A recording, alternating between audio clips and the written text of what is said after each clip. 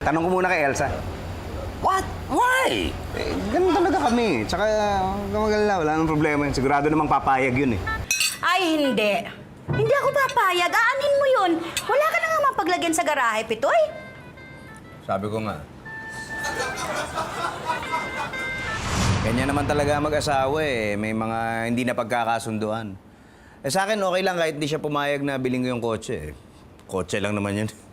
Papa-apekto ba naman ako doon?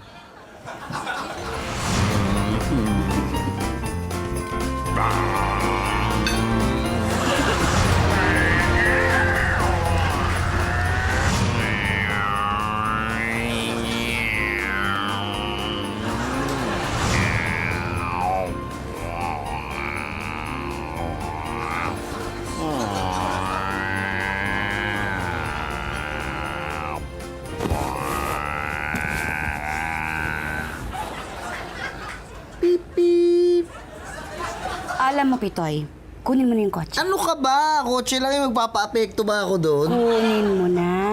Pamasko mo sa sarili mo. Talaga? Yay! Tatawag ko si Tommy.